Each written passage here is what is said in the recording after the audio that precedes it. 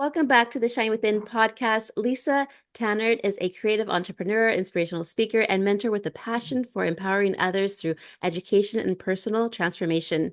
Graduating with a degree in education, she embarked on a multi-state teaching career that evolved into her work with a nonprofit dedicated to transforming classrooms by bringing innovative teaching practices to educators.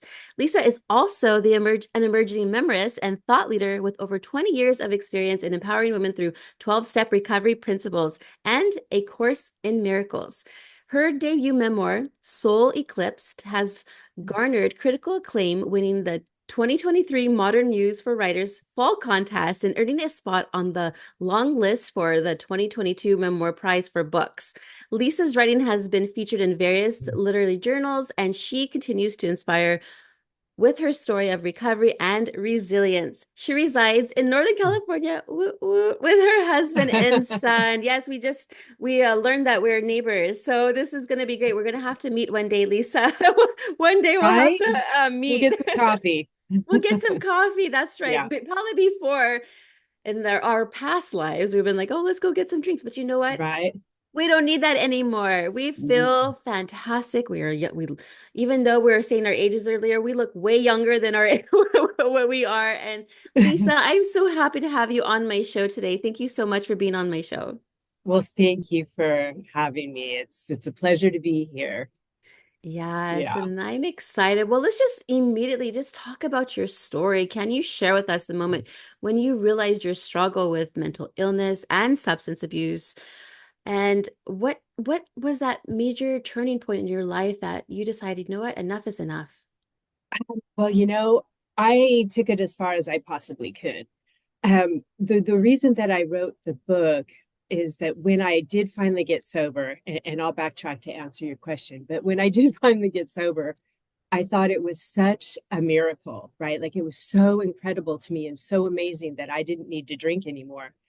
That I had to write the book. I had to share it, right? It seemed incredible. But the longer I've been sober and the more I meet people like you, it's not that incredible. We're all miracles. And I've met so many people who have struggled with alcoholism and addiction, who have overcome the disease and who are living really amazing lives.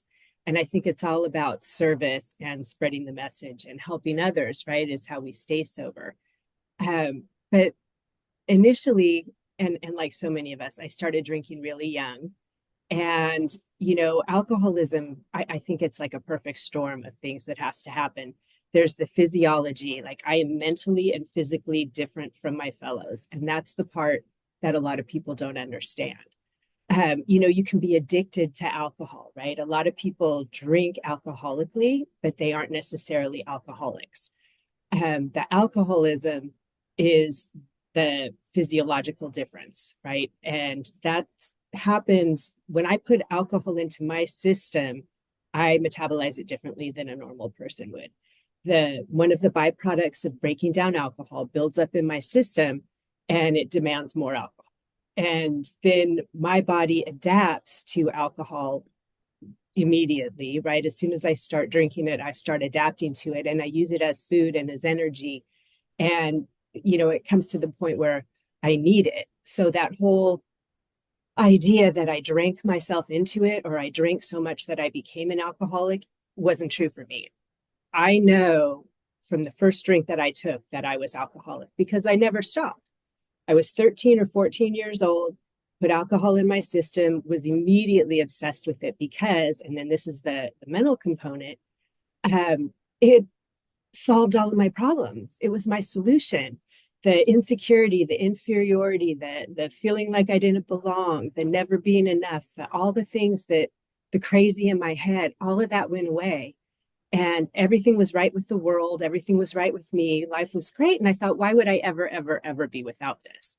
And alcohol has a normalizing effect for alcoholics, right? And it's a stimulant for us, whereas it's a depressant for other people. So it's just, we react differently to it. And then if you add the mental things that we were talking about, just the feelings of inferiority and the other, um, and then with this, it's a spiritual um, illness, right? And then you need a spiritual solution. So it was me always trying to play God. And I really didn't know that's what I was doing, right? But it's like, I wanted things to go a certain way. I thought you should treat me a certain way. I thought you should act a certain way. I thought that this ought to go. You know what I mean? I always was trying to control everything. And, you know, God's in charge, right? Not me. So that was huge.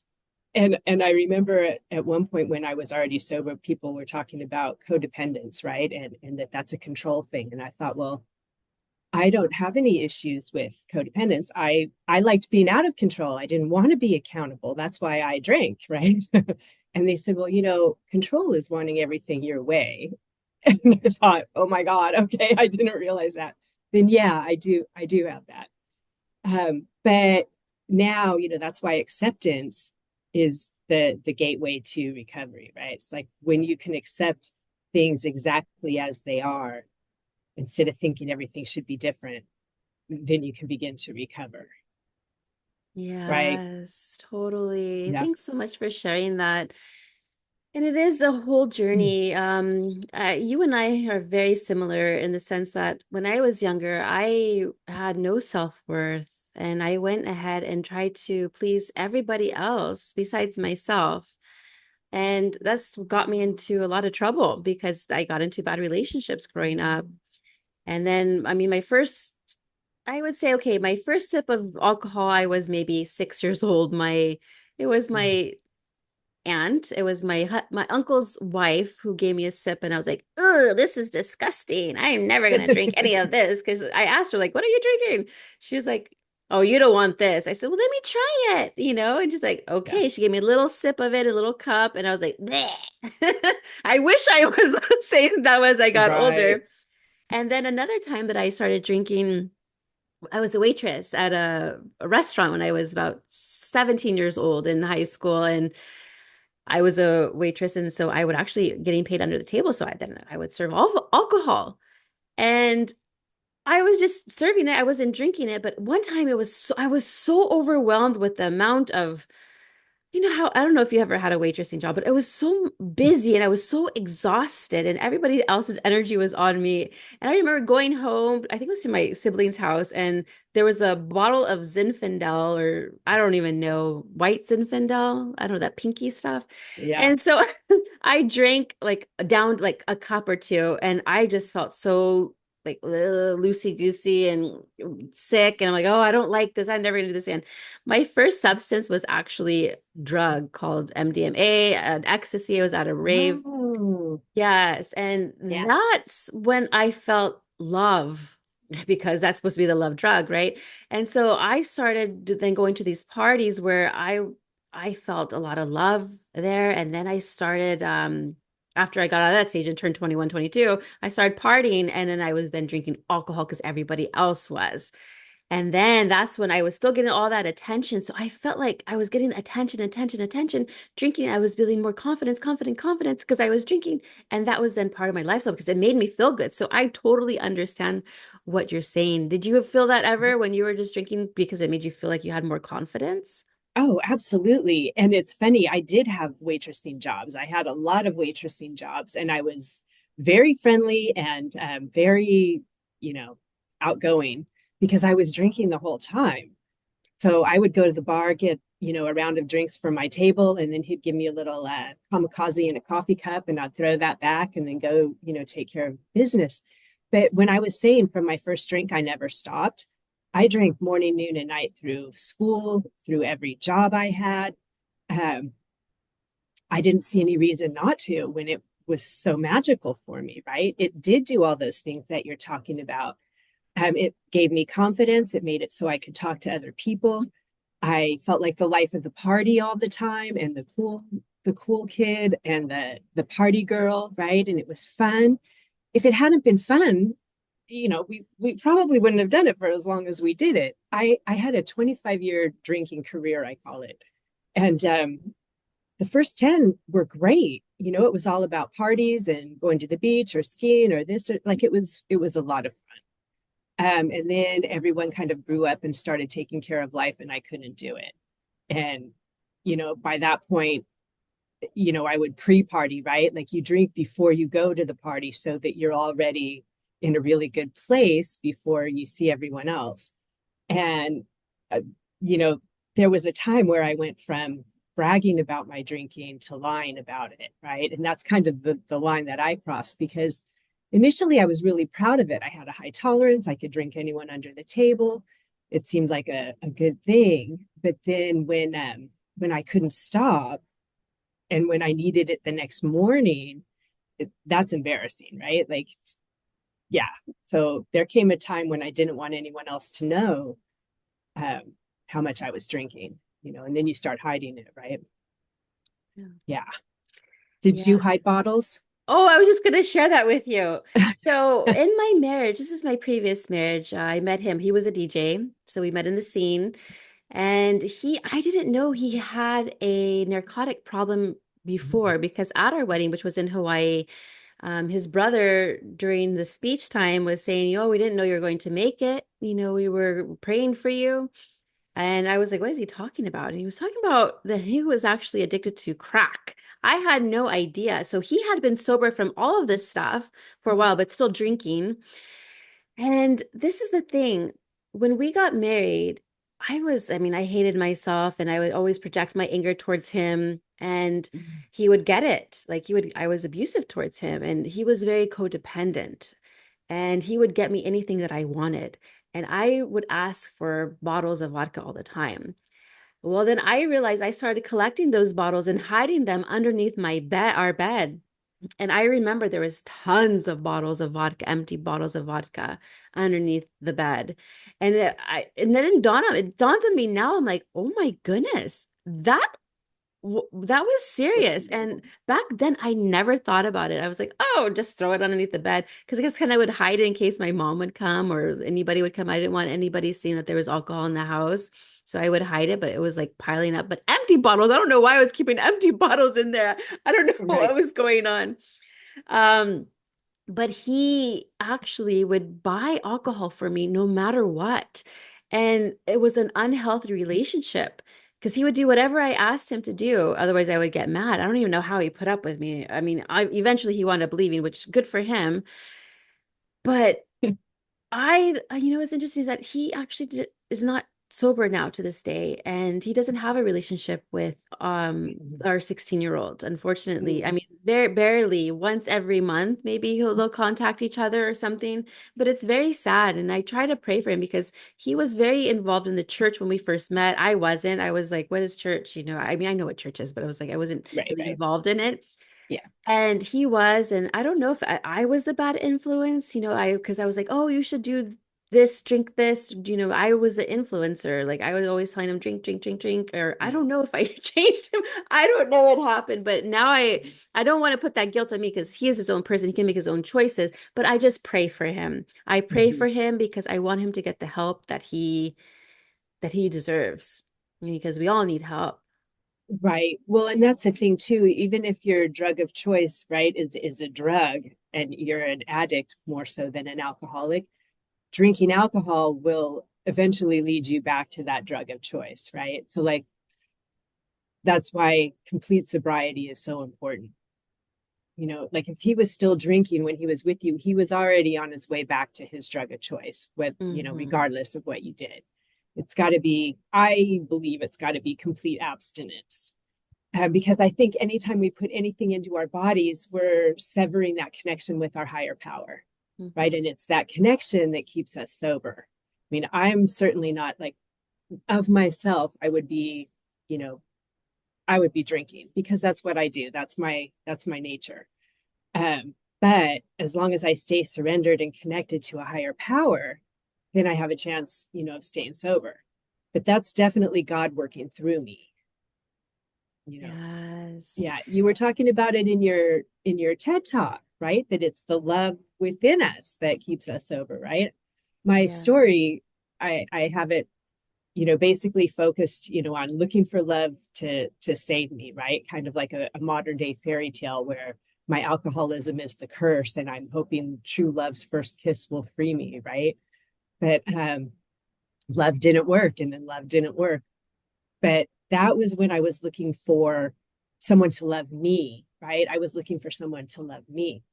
And once I made that shift to loving other people instead of looking for them to love me, everything changed, right?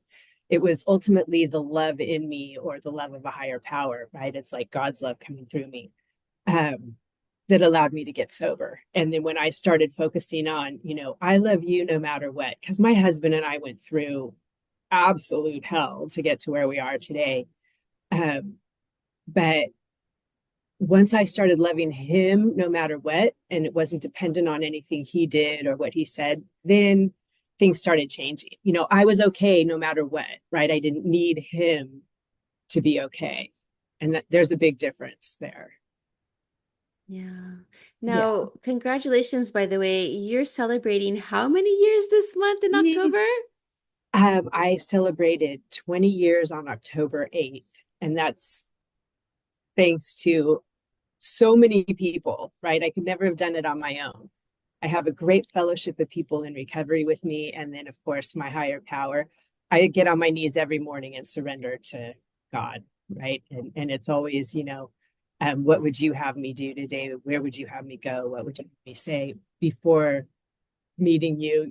Please talk through me, share your message. Let me be a divine conduit. And I always just try to stay out of the way because my ego still wants to get involved in everything and make it about me. And I learned the hard way. It's not about me. So we were talking about that too, showing up even though you're afraid, and doing what, you know, helping other people in any way you can, even though Yes. it's kind of contrary to, like ideally I would not be doing a lot of this stuff that I'm doing. It makes me very uncomfortable, right? It's like, it's not who I am. I want to just, I've been flying below the radar my whole life, right? Because I've been under the influence. I'm like, don't look at me. Don't, I don't want to get caught. So this trying to promote is really, it's really uncomfortable. But if I want to get the book out there and the message out there that, there is a better way to live, that there is a way out, right? That you don't have to do this alone, and you don't because I didn't think sobriety was possible. And I know there are people out there who are still drinking who just think, you know what, I'm different. You don't understand. I need alcohol. And that's what I thought. But it's not true. Yes. Yeah. Oh, well, congratulations on 20 years. One day I Thank will you. be 20 years. I But already know. we all have today. We Yes. all have today. One day Yeah. at a time. And One that's day at a about in time. life. I was just thinking about this yesterday because I was like, oh man, there's a lot of things I need to do. And I'm like, you know what? One day at a time, Gina. It's all good. You'll get it done. Don't even, I don't really stress it as it is, but I'm like, don't even Right. think about it. Just one day at a time. And that's anything in life. If you're feeling Right. overwhelmed, one day at a time. If you're struggling with an addiction, one day at a time. And for me, Right. Or 10 minutes at a time yeah, even sometimes. 10 Yeah. seconds at a time. Yeah. It is all good. Yeah. Like time, clocks exist, time doesn't exist. Right. It's a Clocks do. construct. We made it up. It's That's just so we right. know how to meet people when and where. Yeah. Exactly, Yeah. right? Because I Yeah. remember talking to my mom and be like, oh, I'm so stressed out. I have to be here. You're creating that, mom. It's okay. Right. You And it isn't doesn't that have the to be that truth? We way. do it all to ourselves. That was another huge lesson in getting sober, is that I did all of this to myself. Like I did this. And that was because I was always blaming everybody else, right? It's like, my circumstances did not make me an alcoholic. And I thought they did. And I thought, that the people who, because in the end, I felt like everyone had betrayed me, abandoned me, and really that was my perspective. And learning that we all had our own perspective was also shocking for me because I kind of thought the whole world saw through my eyes, right? And it's like, oh, you see it differently than I do. That's fascinating. Um, but it was so helpful because a lot of the stories that I was telling myself and then acting as if they were true really weren't, right? Because my perception was, well, I was under the influence all the time, right? And I mean, my perception wasn't exactly accurate anyway. So a lot of the things that were true for me weren't really the truth, right? And my partner or my friend or my parent or whoever it was seeing the whole thing differently. And that was another one of those shifts in perspective that made sobriety possible. My spiritual awakening came when I had like just sudden and profound experience of, instead of seeing through my own physical eyes, I got to see through, like I say, through Christ's eyes, but basically I saw the big picture and saw the truth, right? And it was so shockingly different than my perception had been all of my life. And I was so humbled by how wrong I had it, that it was very sobering, you know? And yeah, it's that's like when I got right sized, and right related to God. So it made a Yeah. big difference. God Makes is sense. makes a big difference in our lives. It's Mhm. I wouldn't be here if it wasn't for God. So literally, actually, Right? literally Right? also. Exactly. Well, and you talk about that, how it's letting in your higher power that makes sobriety possible, and that, is really responsible for how beautiful your life is today, right? There's so many miracles. Every day it's magical. I mean, of course I have my down moments. I'm still here on earth. Of course I'm going to have my down moments. Right. And Yeah. then that's okay. It's how I respond to those moments what makes a big difference. Before I used to react all the time to them and Right. point the finger at everybody else, but I didn't look at myself. So I really had to do some self-examination and be right with the Lord and just say, I give up. You got this for me. You take over my body. I'm just, I'm a Right. body. You just lead me. Sometimes I actually ask the Holy Spirit to possess my body, please, because I've had other things possess my body. I'm not kidding. When I was heavy in my drinking, and I've had those experiences, and I remember all of those experiences, and they were not pretty. So for me to be on the other side, because I've had a lot of dark moments where demons and things, I know maybe a little bit too much for the audience, but this is a true story. This is my own experience. This is what I experienced in my drinking, heavy drinking. Negative entities surrounding me, where I had bruises all over Mhm. my body. I hear growls next to my ear, Oh, just scratches on my arms, like I was being possessed. Even Peyton's that's dad. terrifying. Oh, it's terrifying. Peyton's dad even said, I mean, he has a gift of actually seeing auras and things, but he saw me literally shift into this like sunken eyes, dark like entity, and I was doing some horrific things. And yeah, I think I was being literally possessed. But now that I never had an exorcism or anything like that, Yeah, but now on the other side of things where, okay, no alcohol, I'm not vulnerable in that sense where things can take on my body, spirits. I think that's why they're called spirits that's why they're called and booze. spirits. Yeah, Because Halloween is coming. We're going to talk about right, these right. things. That's I right. can laugh at it now because it's an experience that I experienced. And now I'm like, oh, wow, that's crazy. And I can I'm share this actually story. I'm Yeah. actually happy that you shared that. It's good to hear that because my writing coach is a shaman, and she told me a Oh, lot of times, because alcohol makes us uninhibited, right? So essentially, we're loosening our chakras, all of our energy yeah. centers where we communicate with the world. And when we've got so much drugs and alcohol in our system, and we're so toxic, our spirit often will leave, and then other entities can get in. And that's why so often in a blackout you don't remember it, because it really wasn't you, it was a different entity. And I thought, oh my god, that's a horrifying thought. That was a little much for me at the time to think, like, but it makes so much sense. And I always felt like I was possessed by just alcohol, right? The spirits of it, like I was doing and saying things that weren't me. And it's that acting contrary to who we really are that causes so much of the shame and the guilt and the inner conflict, right? Because, especially, there's nothing worse than waking up the next day and having everyone mad at you and not understanding why. You know what I mean? You're like, Right. what did I do now? Like, why is everybody mad at me? Because our intentions are so good, right? Our intentions are just so good. Every time I ever said anything about getting sober, loving you, this, that, whatever it was, I meant it with all my heart when I said it. I absolutely had, good intentions, and I paved that road all the way to hell for myself, right?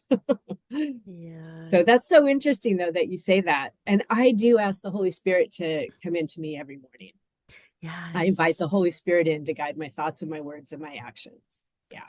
Oh, so beautiful. Yes. Now and then it things change. When you've experienced dark, you will see the light. You will get through it. Everyone will get through it.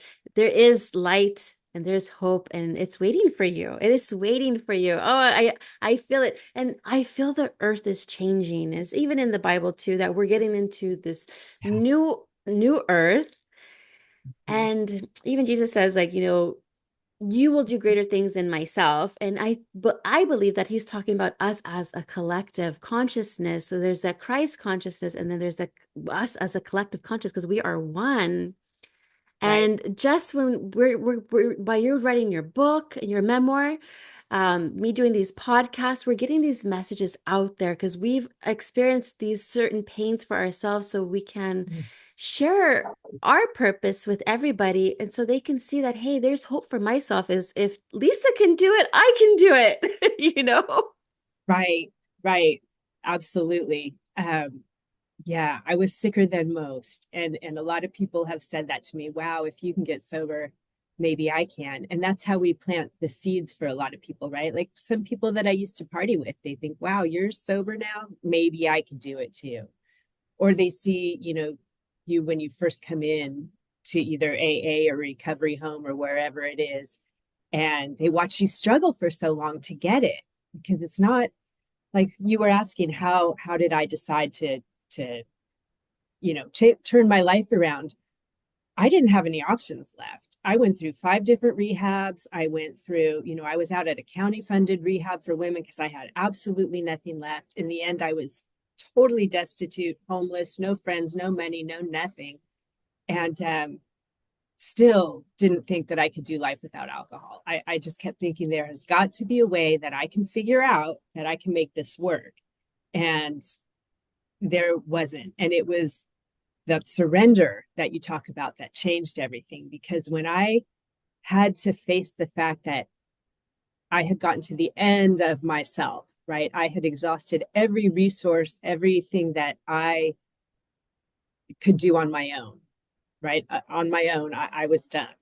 And once I acknowledged that, I think, and was finally willing to accept help, everything changed. But it's pride. It's so much pride. No, I could do it. I don't need your help. You don't understand. I got this. Mhm. And the more pride we have, the harder we fall, I think, right?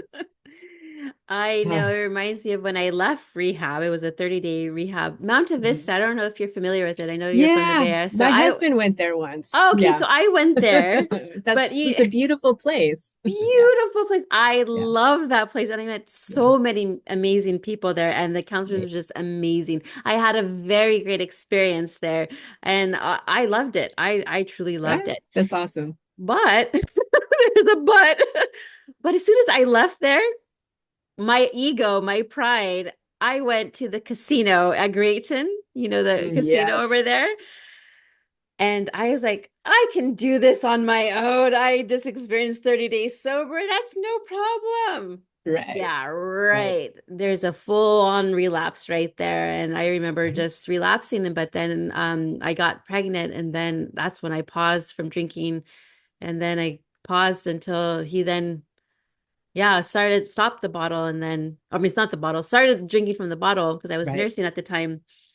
And then I got onto my bottle, yes, my bottle where then it was really bad then, and that's when I was experiencing those bad things all over Right. again and worse this time, Right. worse. Well, it's progressive, right? It will always get worse, never better. And that's so scary. So 20 years sober, if I don't keep doing what I'm doing and doing the things that I do to stay sober, working with other people mostly, right?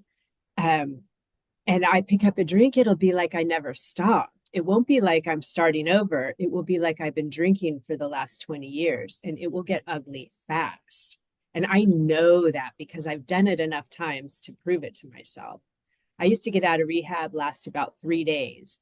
And there was one point in time where I made it several years. I was smoking marijuana instead, marijuana maintenance plan, right? And and I ended up back drinking, and it got bad so fast that it was astounding. So it was just like I had never stopped. And that's a very scary thing. And then getting older too, because all the organs that process alcohol are all older also. So it's not just the physical progression. It's actually age isn't going to help me right now either. So I have a very healthy fear of picking up a drink again. I don't want to go there.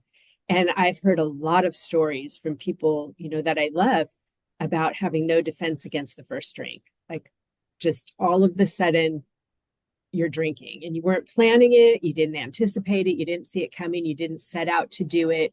You just find yourself in a situation and it's happening. And that's a very scary prospect too. And that's how cunning, baffling, and powerful alcohol is, right? It just sneaks up on you, and it got its claws into me so young. And they talk about how it's out in the parking lot doing push-ups now, just waiting for me to slip and give it another shot. And I don't want to do that. I have too much to lose today. Um, and talk about the selfish, self-centered aspect of it. I always thought I wasn't hurting anybody but myself, which was never true. But today I've got, beautiful husband, beautiful son, beautiful, like it would be so selfish of me to go out and pick up a drink. Like just what it would do to my family is just not okay. So I just don't want to, I do whatever I can to guard against that. And that means staying close to God and people like you, you know. Oh yeah. So I Yeah. I was gonna ask you, so your husband also had a drinking problem? He was more so a drug addict, but Oh, yes. okay. So same thing, right? If Addiction. he drinks, it'll take him back to his drug of choice. Yeah. I see. So both of you are sober together and we both gone through this Right. together. So this is pretty cool. We actually knew each other in high school, and Oh we were wow. going to hook up at one point, and I was too drunk at this party. And so he was like not having any of that. And then 20 years later, we were back home and at an AA meeting, and we ran into each other. And I swear this is true. You might believe me because Oh you might yeah. believe me. Oh But yeah. I had gotten on my knees and prayed for the man of my dreams 2 hours before that meeting. And I walked in, and so, crazy alcoholic that I am, I was like certain that he was going to be there, which is kind of crazy in itself. But I went in and I was looking for him, and he announced himself as a newcomer. And I knew right then, I'm like, oh my God, there he is. That's the guy I'm going to marry. And I never talked about getting married before, right? Like it's not the kind of thing girls like me think about. But yeah, and so I went home and told my mom, and this is at 30. I'm back home with my mom, right? Actually, 36 or 7, and I said I just met the guy I'm going to marry, and yeah, so and then we did, but we hit a worse bottom together first. Like we were both back home trying to put our lives back together, and we hooked up, and then went back out, and it got really ugly. Um, and the fact that we both made it back and that we're both sober is really amazing. Like it's so against the odds because the odds of either of us making it were, phenomenal. And that we both did and that we stayed together and that we like each other. Yeah, it's a great story. Oh, it's Yeah. divinely orchestrated perfectly for you Right. both. That is so Yeah. beautiful. Thank you. I'm not sure if you know about my husband's and my story. No, but you know what? I did see that you're going to be a part of a big like symposium about relationships or about Oh yeah. Yes. Oh my goodness. Yes. And that's my friend Kelly is going to be doing a summit and she had invited me to talk about navigating alcohol-free dating. I said, "Yeah, Oh, I would okay. love to do talk about that." But yeah, so to be honest with you, I did not want to date anybody. I just wanted to date the Lord and get to know myself and date Mm-hmm. myself.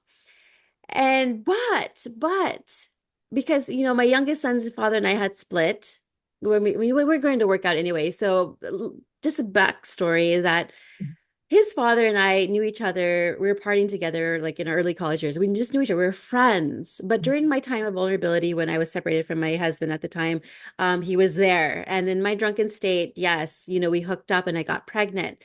But I already knew that he and I weren't going to work because we're more just close friends than anything. And it didn't work, obviously.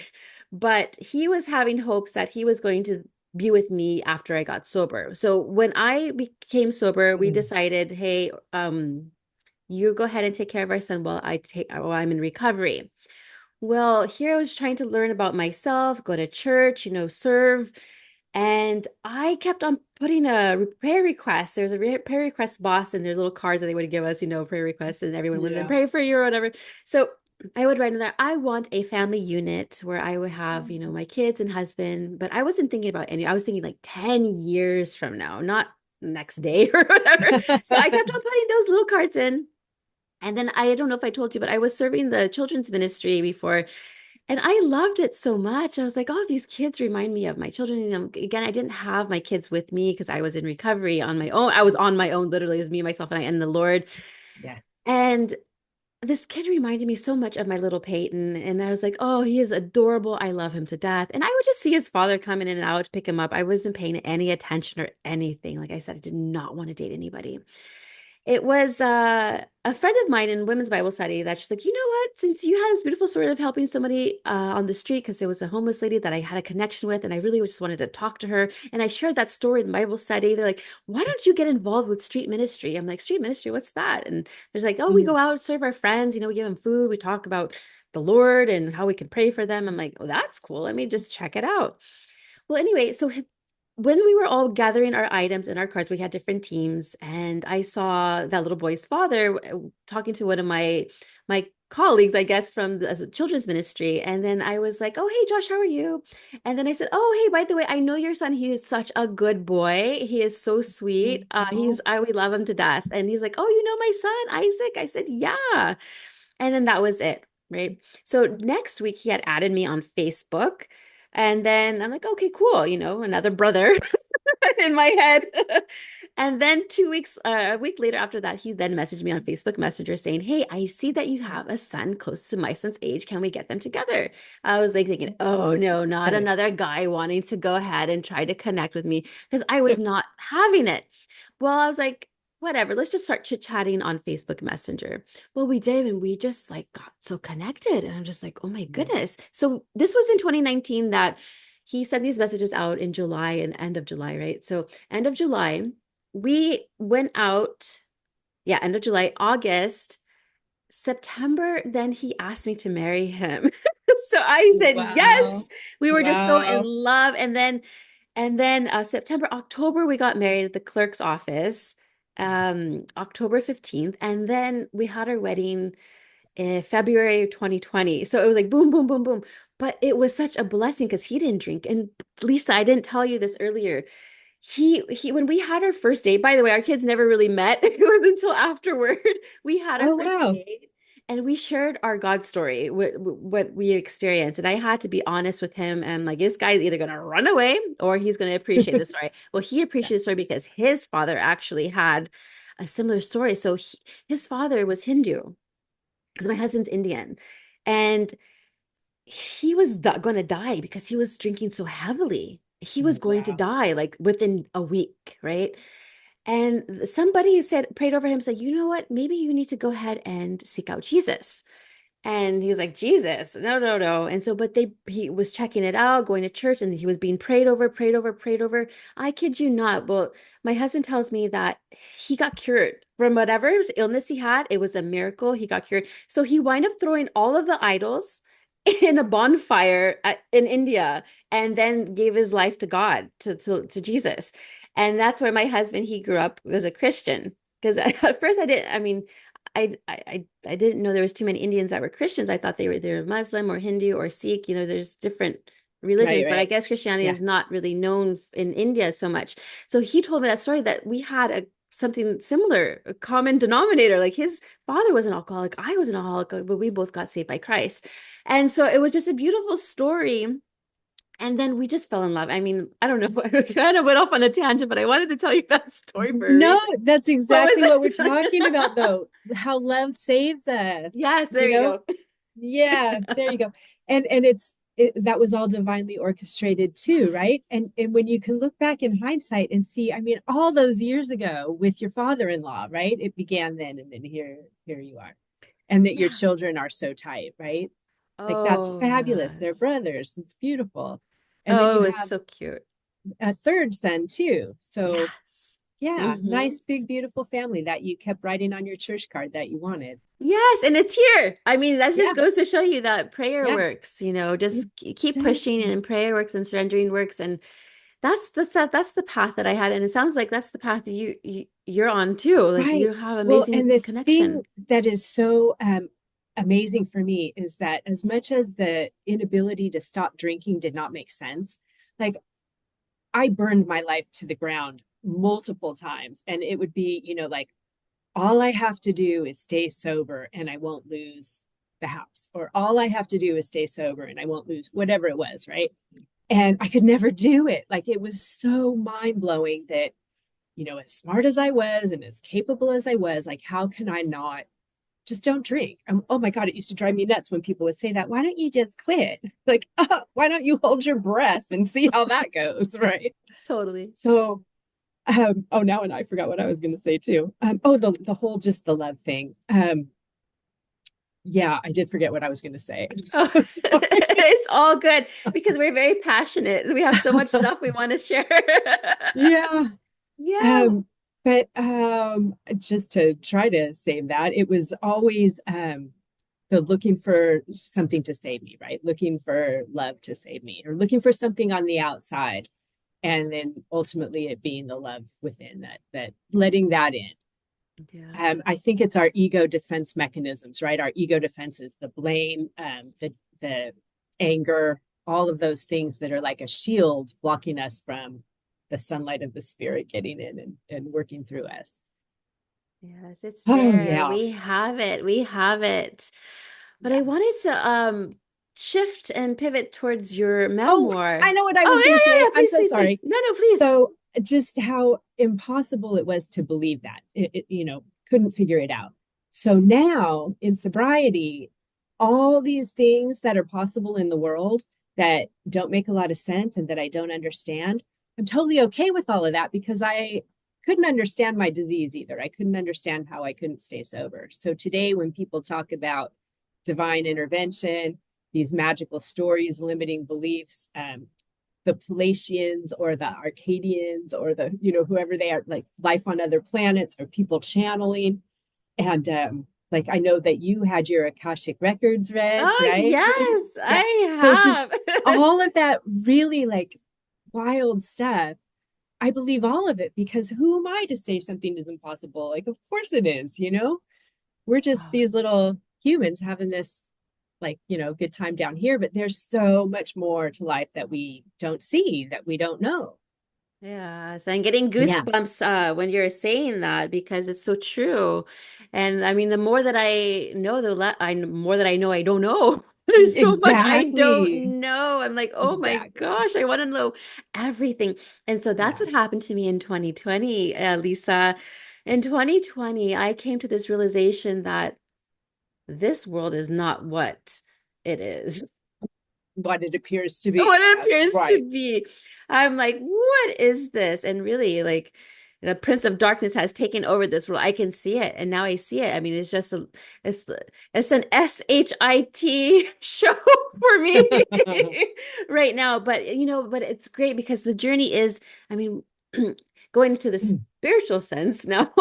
um, we all chose to be here somehow, some way. Like Right. we're talking about shaman, your writing teacher, I Yeah. guess, when I had my Akashic records read, she told me, and I love her. Her name is oh my gosh, why am I forgetting her name now?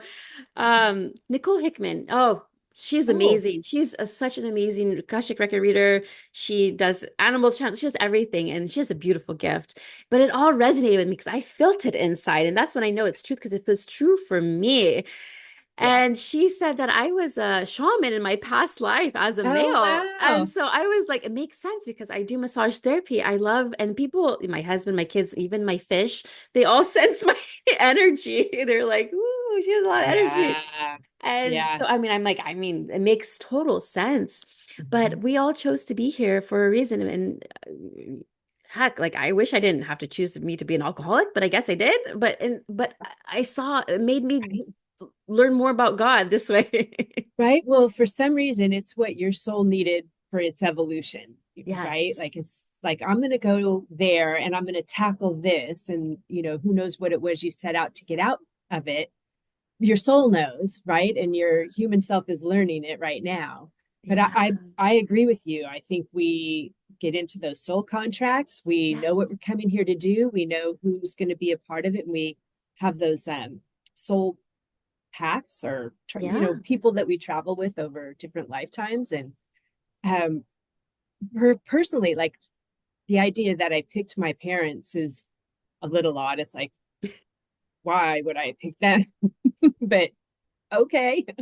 And so I get a lot of mileage out of that with my kid. I'm like, dude, you picked me. I don't know what to tell you, but you knew where you were getting into. So Totally. yeah, it's Oh, funny. I'm sure he loves it though. He's like, I chose the right mommy. He's so, my son is so amazing. How old Um, is he? he's 20. He's 20. Oh, He's actually 3 months older than I am. So he's definitely the most mature person in the house. And my husband is 19, so he's coming up on 20. But he just moved out a couple months ago, and it has just left this huge hole in our home. And oh my God, I miss him so, so much. And I oh, know it's right, and he's happy, and he's where he belongs. He's got this great girlfriend, and he lives with a wonderful friend of his, and he's over in Santa Cruz. And it's like oh, nice. he's living the dream over there. But Oh, it's been way harder than I thought it would be for me. I Um, bet. yeah, I mean, I'm thrilled for him, but God, I miss him. Like he's the wisest, most laid back, easygoing. Like he's been totally my spiritual teacher. And he's always because I'll spin out on something that's already done, right? It's like over. And he's like, Mom, it's over. You can't do anything about it now. Let it go. And it's like, yeah, that's right. Or it's something that is right now, because one of my big problems is resistance to what Mhm. is. It's like my programming just says it's not supposed to be like this. Well, yes, it is. It's exactly the way it's supposed to be. But he'll say that to me too. He's like, Mom, it's the way it is. You're burning through energy for no reason. And it's like, wow, how did you get so smart? He's amazing. Oh, that sounds so beautiful. You Yeah. have a beautiful relationship with your son. Oh, I love the children. They are our teachers, aren't they? Right. Even my So, little so one much so. teaches me some stuff. You know what? So I had him this weekend. His schedule is a little bit different. He goes to school in El Dorado County, and I have him every other weekend during the school year, but then I have him all summer. And then Mhm. his dad is supposed to have him every other week during the summer, every other weekend during the summer. Well, we were on our way back because we had his little birthday party here at the house yesterday.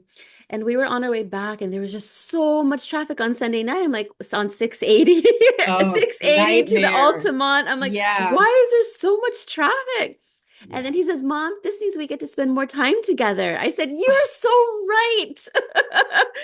Let's, That's beautiful, right? Look at the I know, yeah, positive, silver exactly. lining. Way to go. I'm That's like, right. you're right. And I love your thinking. I said, Yeah.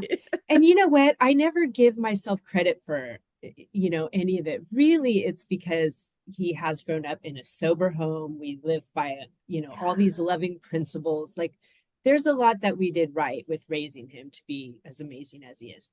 I kind of feel like he just came to us amazing, and I don't have anything to do with it. But there's, maybe we did a few things right. you So, did, you yeah. did.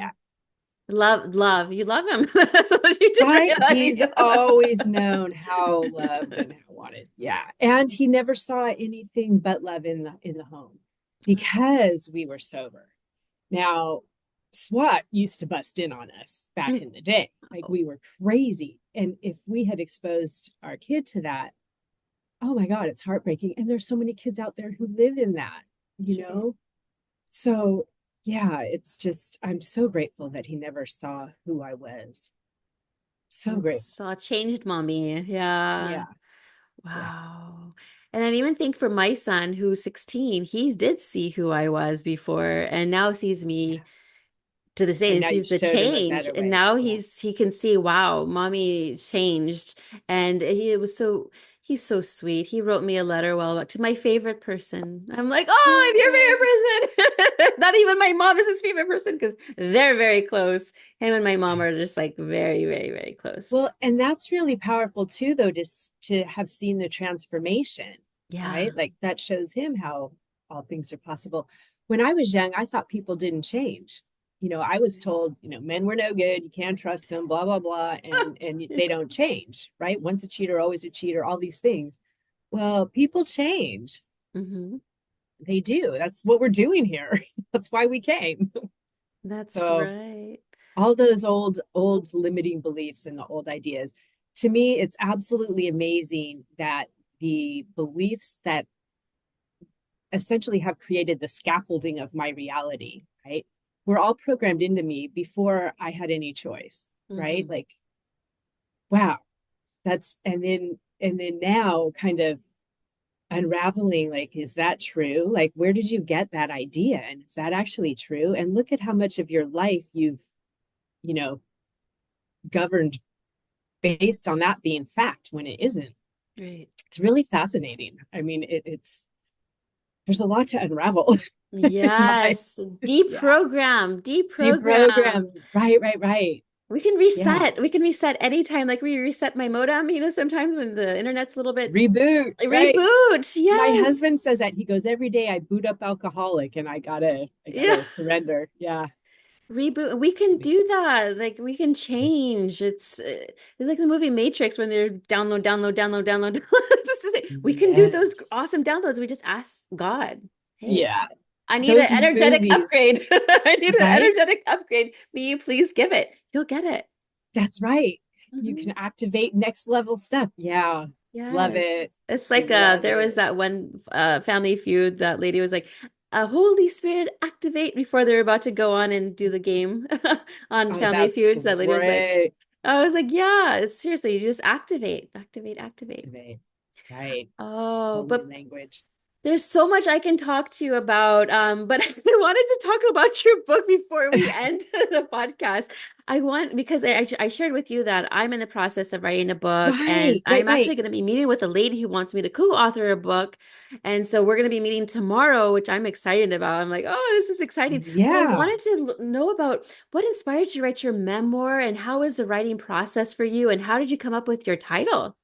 Well, I tell you what, I was told don't be putting that title all over the place because I don't have a book deal yet. And Oh, so I see. what I'm doing right now is trying to get exposure, right? So that I can get an agent so that I can do the traditional book deal.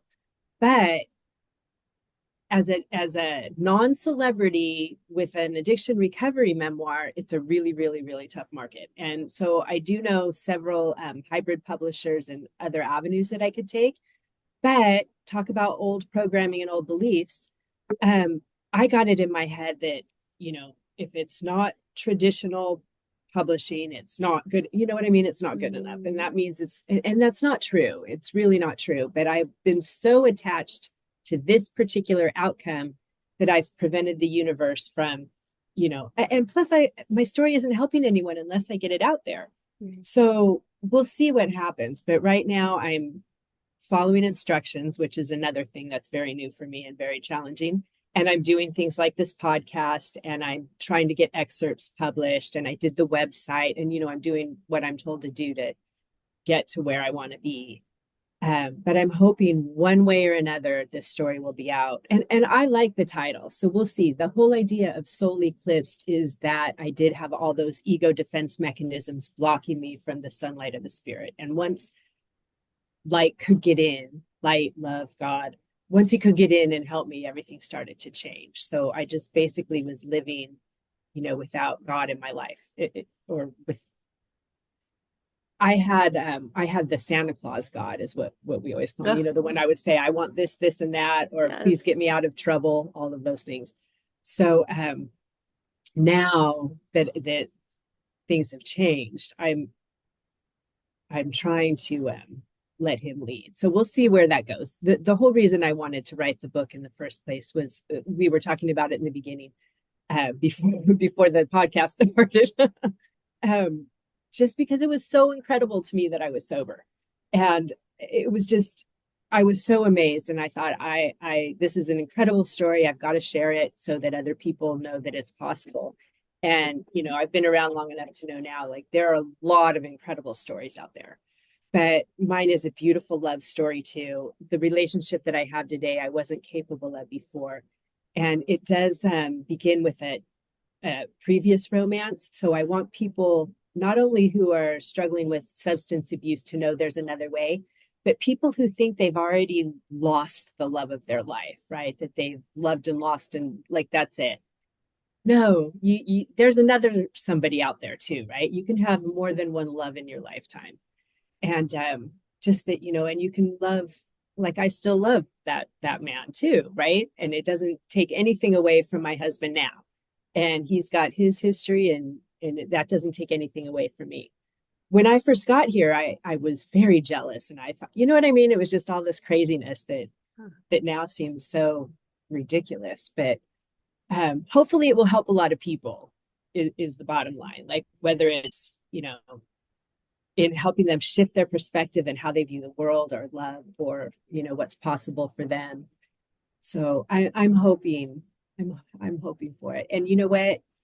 The process is incredible. So I will have to reach out to you and find out about your meeting tomorrow and what kind of book you want to write. Unless you've got time to share it right now, I'd love to hear it if you could. Oh, the book that I want to write? Oh, Yeah. so the co-authoring one, I'm not sure what to expect just yet. Mhm. But the one I will put the title out there. It's going to be called because I'm going to put it out there to the universe because it's going to happen. Right there, It's right. gonna Yeah. it's going to be called From Shadow to Shine. Oh, And lovely. That's kind of the same yeah, idea. yes. Beautiful.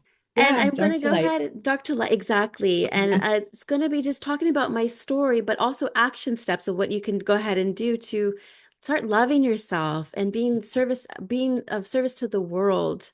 And I feel that when we are in service to the world, we find so much joy. I Right? feel like I get a lot of joy out of helping others. I don't know about you, Absolutely. Lisa, but I do. Absolutely. It's a byproduct. Happy, joyous, and free. It's a Yeah. byproduct of helping other people for sure. And then I get Yeah, a real that's kick out of it. fantastic.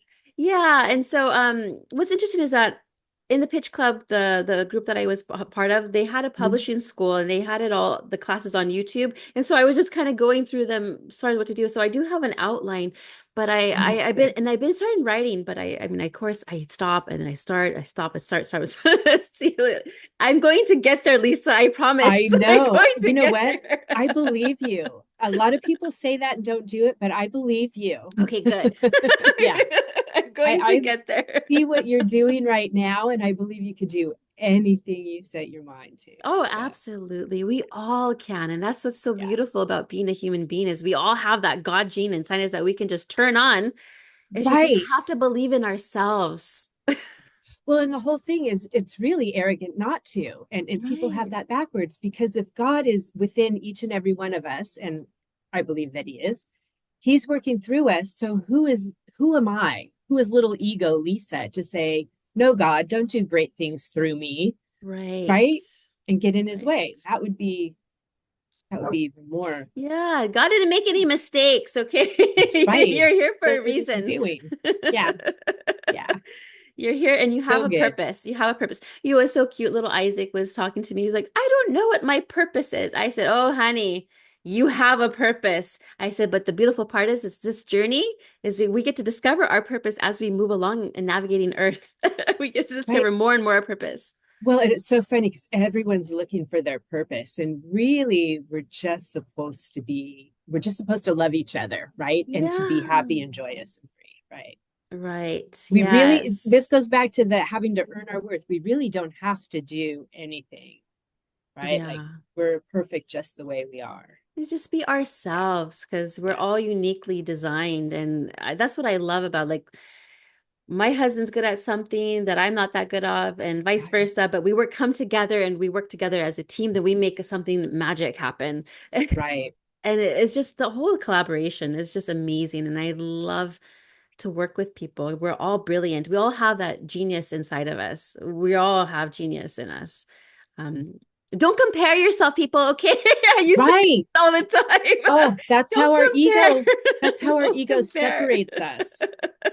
It says you're over there and I'm over here and you have that, like that's how our ego separates us when really we are all one. One. Oh, I Yeah. love it. Well, Yeah. where can our listeners connect with you if they want to reach out and be so inspired by hearing you, Lisa, and be like, I want to connect with Lisa? Mm. Well, thank you. I think ideally just lisatannert.com and all my social media links are on there. And then there's also a place where you can sign up for a mailing list and I'll keep you posted about when the book is going to come out. And otherwise, hopefully, I do share, just some spiritual, be happy kind of things. Um, and just share my life, right? Like there's so many people about, oh, privacy, this or that. And it's like, you know what? Sharing our struggles is sharing our strength. And it's not helping anyone if people aren't sharing what they've gone through so other people know it's possible, right? Whatever it is that you've tackled, you share it, it lightens the load, first of all, takes the power out of it. And second, it helps a lot of other people. It's just my ego that doesn't want people to know. Yes, because we You have know what I a mean? lot of shame. At least I had a lot of shame. Shame. And I Yes. didn't And want to guilt. share. And I shame. was afraid of being judged. But I'm like, Absolutely. Me share away, too. Lisa, share away. Do you know? We get to share, share, Right. share. And because I'm at a point where I don't, if someone's judging me, I don't care. That's all good. That's Right. your thing. That's your thing, not my thing. I'm going And to you know share what I regardless. finally learned too is that if they're judging me, it's really about them, not Yes. me. Oh, yeah. And Yeah. 100%. Yes. And Yeah. then, yeah, yeah, totally. I can talk in another podcast on that I topic know. alone. I know. You said Oh, something about projecting onto your ex before, and I thought, oh, she knows, because that's what it is. That's another yes. thing that It my was kid will say to me. me. He's like, Mom, you're projecting your past onto me. Wow, dude. He already knows. Yeah. It's like, Yeah. wow, yeah. Oh, well, Lisa, thank you so Mm. much for being on my show. Any last words or Oh, you know anything what? you want to say? Just you are beautiful and I Oh, appreciate thank you. you. I think it's fabulous what you're doing. Your TED Talk was awesome. People, you should go listen to it. Oh, thank you. You've inspired me because I really am just now starting to step out and own my past and own who I am and, try to do what you're doing. So thank you for paving the way and thanks for having me on.